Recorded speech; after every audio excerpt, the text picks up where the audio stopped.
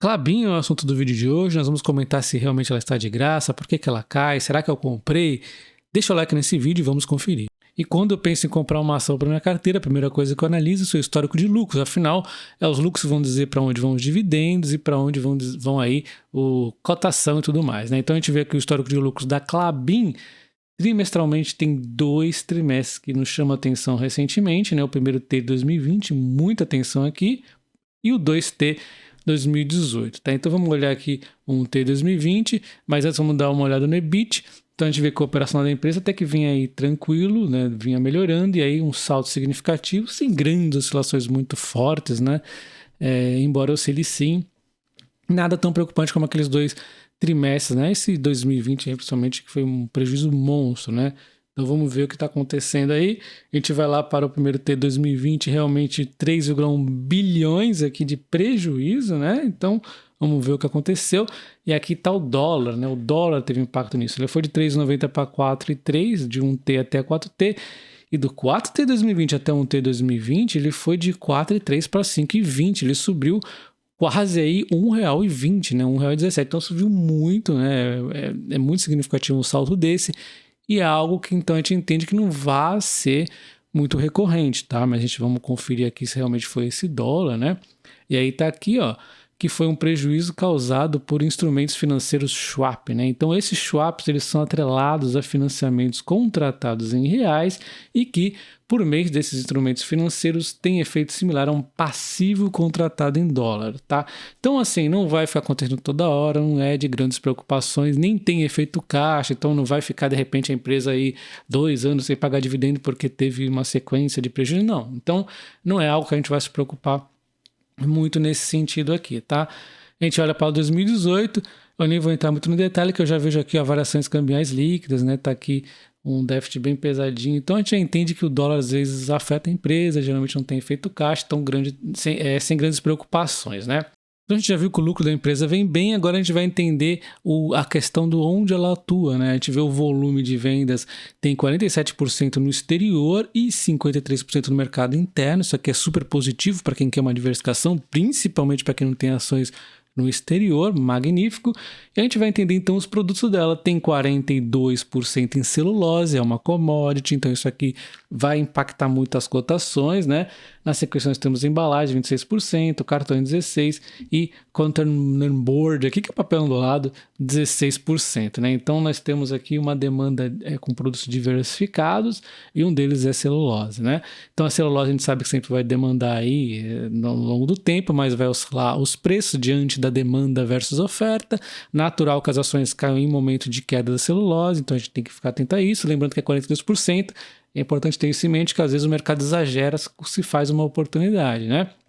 Em termos de embalagem, a tendência é crescer na embalagens, papéis, tudo aqui, a tendência é melhorar, principalmente aí com a digitalização maior, né, e-commerce e tudo mais. Então a gente vê aqui soluções em sacos, soluções em caixas, né? Aí a empresa tem produtos diversificados, como por exemplo aqui o papel ondulado, né, que é esse containerboard, ó.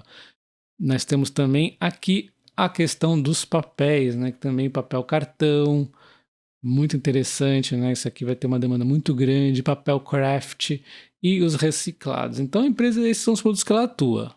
E para fortalecer a nossa tese da Klabin, eu vou usar algumas apresentações da Irani, tá? Então a gente vê aqui que a Irani fala, né, que o papel ondulado tende a ter ainda um crescimento em relação à produção per capita aqui no Brasil. Então existe um potencial inexplorado. A gente vê aqui a tese de embalagens sustentáveis é impulsionada por tendências seculares, né, e a de sustentabilidade e do e-commerce, que tende a continuar por muitos e muitos anos. Olha só as embalagens de papelão ondulado no Brasil, né, versus o PIB aqui. Então vai acelerar isso aqui, principalmente se a economia for boa, então tem uma tendência positiva acelerada pelo e-commerce, como eu já tinha dito. Nós temos aqui a questão das vantagens, né, das fibras aqui sobre os outros tipos de embalagens, né, zero emissão, né, então é limpo, vai ter uma tendência muito boa no futuro, é reciclável, assim, na média ele é muito bom. A questão aqui do fibras, né? Então ele tem uma vantagem competitiva aí por longo prazo. Então, a gente vê aqui que o e-commerce e o delivery são um importante driver de crescimento, a gente vê aqui que ele vem aceleradíssimo crescimento, a tendência é continuar esse crescimento acelerado. Então, muito boa perspectiva futura. A gente vê que também vem sendo muito resiliente, né? Muito forte aqui a crise de petróleo, crise da bolha.com. Então, o máximo que acontece é ela ficar estagnada e aí, de repente, começa a subir, estagna e sobe de novo. Aqui a pandemia acelerou pra caramba isso aqui, né? Tendência não vai para trás, né? Só sobe ou lateraliza pelo que a gente está vendo aqui no histórico, não é mesmo?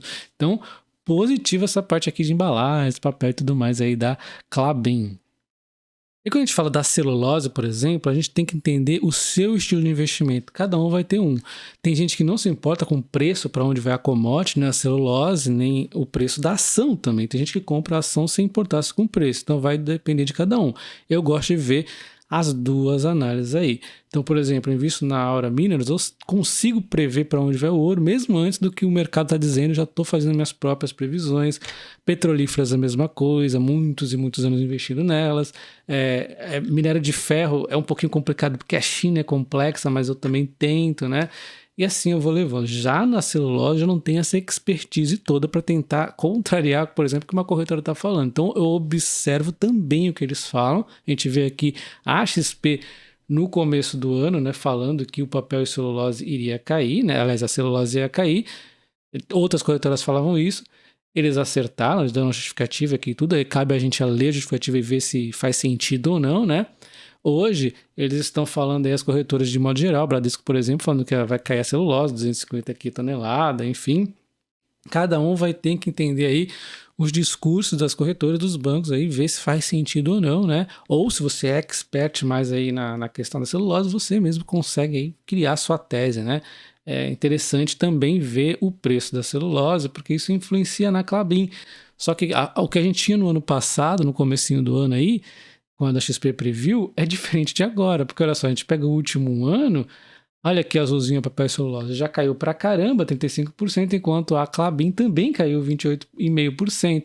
Então, a gente viu com a Vale uma situação similar, né? O mercado tentando fazer acompanhar, não faz muito sentido, porque, novamente, celulose não gera valor, a Klabin gera valor. E primeiro que também a Klabin é cerca aí de 40% de celulose, né? Ela tem aí outras operações, né? Isso porque ainda pode ser até menos aí dependendo do trimestre. Então, ela está num preço interessantíssimo, batendo aqui o suportinho legalzinho de 18,20, a Klabin 11, a gente vai ver qual que é melhor daqui a pouco. Então, me parece muito interessante, até porque a gente pega uma foto mais antiga, 5 anos atrás, olha que a diferença, celulose e Klabin.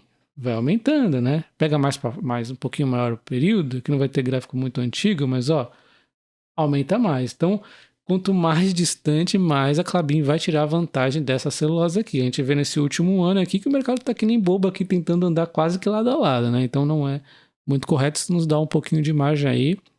E a empresa tem muitos projetos também à frente, né? A gente vai levar a Klabin 11 para comparar com as outras empresas, aqui a Irani e a Suzano, em termos de valor intrínseco de Graham, fazendo a composição do PL e do PVP, vai nos dar o potencial de desconto aqui delas, e a Klabin é menos descontada, porque o PL está praticamente igual aqui de todas, mas o PVP está mais esticado da Klabin, um pouquinho mais, é quase aqui que muito próximo, né, a Suzano da Klabin. Mesmo assim, deu aí ela um pouquinho mais esticadinha, mas a gente tem que trabalhar esses números, não é tão simples assim, mas nos mostra que nenhuma delas está deslocada aqui da realidade. Todas elas estão meio que parecidas, a Irani está um pouquinho mais barata aqui em termos de PVP, né? Então a gente continua aqui a análise vendo dividendo, a gente já tem um ponto aqui que siga a ser tão interessante, é a Suzano, para quem gosta aí de buy and hold, porque historicamente também, além do dividendo atual, a Irani e a Klabin tem dividendos melhores, né? É uma previsibilidade de mais dividendos aqui na Irani e na Klabin.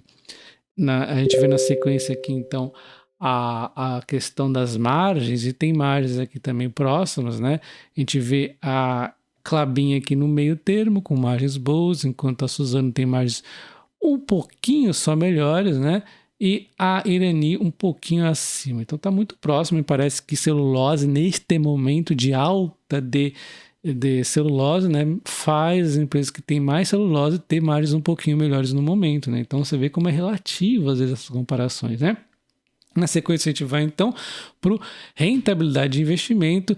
E aí a mesma coisa, né? A gente vê então que talvez, né, a rentabilidade de investimento um pouquinho melhor aqui, a Suzano seja exatamente essa questão da celulose, embora aqui a Klabin está bem próximo dela, quase um empate, a Irani também um pouquinho atrás. Então deu bem proximidades aí também, né? E quando a gente vê a questão do endividamento, que é muito importante, a gente vê uma dívida empatada praticamente aqui, Klabin e Suzano, né? O mesmo nível de endividamento, e a Irani mais abaixo. A gente vê a dívida por EBIT, a Suzano está um pouquinho mais esticadinha que a Klabin, quase igual, mas a dívida por patrimônio está um pouquinho maior aqui da Klabin, né? E aí, no final das contas, ela fica quase nada aí, um pouquinho pior de endividamento, mas é como se fosse um empate, tá? Suzano e Klabin, Irani um pouquinho mais em vantagem, aí tem que ver as novas endividamentos e tudo mais, mas de qualquer forma, o indicador de endividamento que eu mais gosto de ver, na verdade, isoladamente, seria então a dívida por EBIT, nesse caso a Klabin é a que está mais aí apertada, né? Na sequência, então, a gente vê a questão do crescimento, e a que está mais crescendo é a Suzano, crescimento aqui fantástico, né? Seguido da Klabin aqui, tanto em receita quanto em lucros, também está crescendo bastante. A gente tem que ver os novos projetos para ver para onde mais ela quer crescer. E quando a gente vê o resultado final, é muito nivelado aqui as três empresas, né? Cada um com suas vantagens, e a vantagem da Suzano sobre a Klabin foi histórico de crescimento passado, que não necessariamente vai representar crescimento futuro, né? Enquanto a Klabin teve uma vantagem aqui nos dividendos, mas elas são muito equilibradas, aí vai então de cada um, e eu gostei bastante, na verdade, da Klabin pela essa diversificação, né? Então vamos arredondar aqui 40% celulose, 60% papéis e embalagens e tal aí.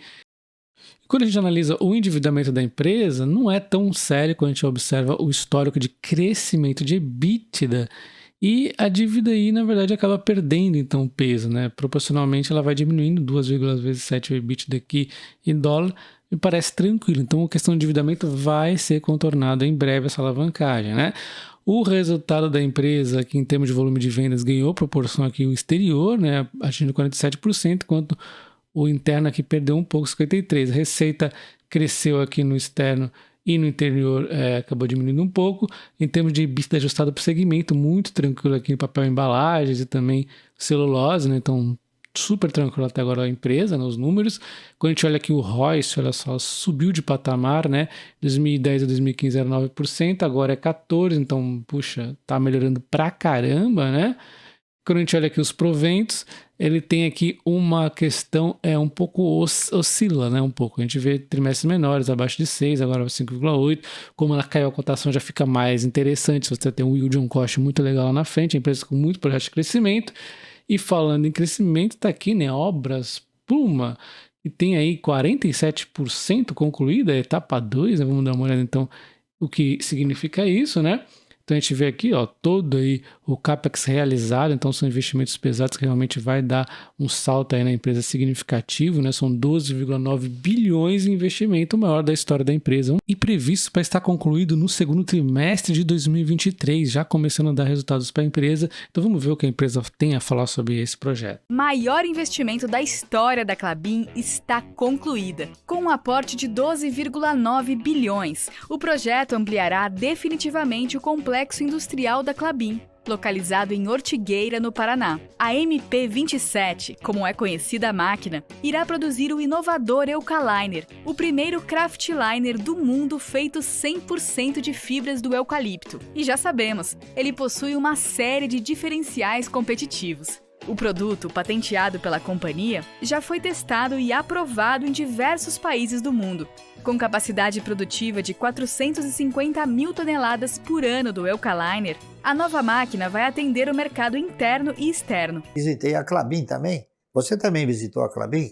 E a Klabin é um negócio que ela está de graça, na minha opinião, né? Ela custa R$4, a ação preferencial. Está dado, na minha opinião, tá entendendo? É isso aí. Tem muitas coisas que às vezes a gente não pode fazer, por exemplo, em virtude de postura, assim, de posição na empresa, às vezes a gente fica impedido de comprar, não é isso? Então hoje mesmo eu estou impedido de comprar. Se eu não tivesse impedido, eu estaria comprando um pouco mais de Klabin, porque ela caiu e está numa... Agora que ela tem o projeto Puma número 2, é fantástico, né? Então se inscreva no canal e considere também se tornar membro, assim você apoia o canal e também tem um contato mais próximo aí comigo, beleza? Então tá aqui, né, a put que eu vendi da Klabin, né, onde eu me comprometo a comprar a Klabin caso ela fique abaixo de 17,64, e para isso eu ganhei R$39 de prêmio, que dá 2, poucos aí de yield, com vencimento dia 21/10 de 2022. Talvez eu até compre aí mesmo normalmente no HB, antes mesmo de exercer essa opção, caso eu ache conveniente. Não esquece do like, um abraço, até o próximo. Valeu!